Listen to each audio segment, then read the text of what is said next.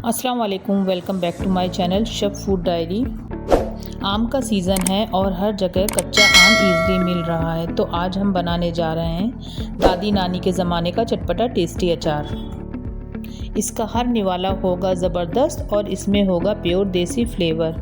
तो चलिए बिना देर किए शुरू करते हैं इस मज़ेदार आम के अचार की रेसिपी। हमें यहाँ 2 किलो कच्चा आम ले लेना है। आम को हमें अच्छे से वॉश कर लेना है। फिर आम के डंठल का जो हिस्सा होता है, जिसे चेपी कहते हैं, उसे काट देना है। अब आप आम के साइज़ के पीस को अपने हिसाब से काट लीजिए। इसी तरह हमें सारे आम को काट लेना है।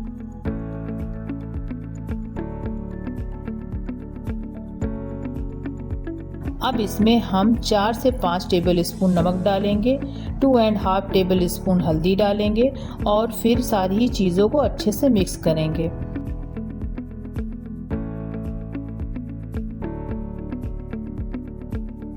अब लकड़ी की डलिया या फिर आप किसी भी कपड़े में डालकर 1 घंटे के लिए धूप में रख दें। हमें बहुत देर के लिए धूप में नहीं रखना है, सिर्फ 1 घंटे के लिए धूप में रखना है, क्योंकि नमक डालने के बाद आम में मॉइस्चर आ जाता है। जब तक आम को हमने धूप में डाल रखा है तब तक हम इसका अचार का मसाला रेडी कर लेते हैं।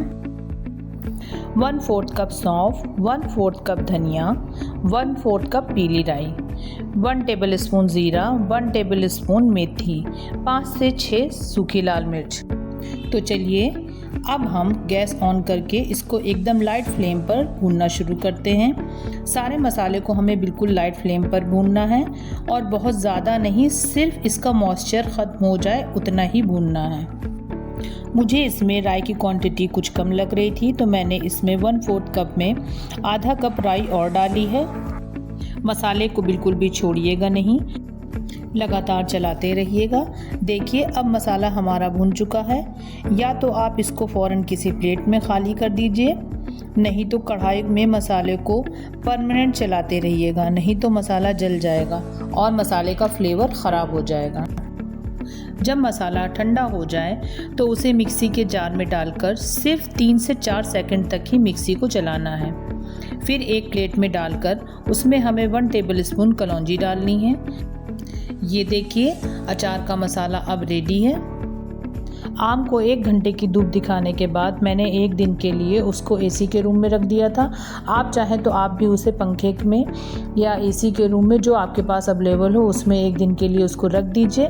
और आप अगर चाहिए तो आप इसको फ़ौरन भी बना सकते हैं। अब इसमें हम अचार मसाला डालेंगे। अचार मसाला मैं पहले ही डाल चुकी थी क्योंकि मैं आपको दिखाना भूल गई थी। फिर 200 ग्राम लहसुन, जिसे हमने अच्छे से छील लिया था, मिक्सी के जार में पके हुए कड़वे तेल के साथ पीसेंगे। कड़वा तेल आपको लहसुन के हिसाब से ले लेना है। अगर आप लहसुन ना डालना चाहें तो आप इसे स्किप भी कर सकते हैं, लेकिन अचार का असली टेस्ट इसी से आएगा। अब लहसुन को अचार में डालकर अच्छे से मिक्स कर देना है।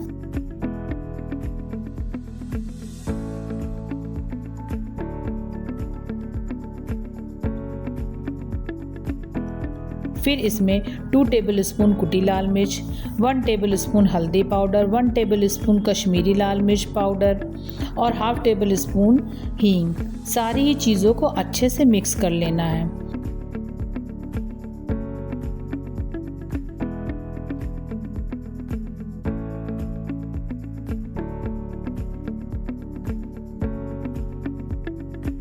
और लास्ट में 2 टेबल स्पून नमक डालना है।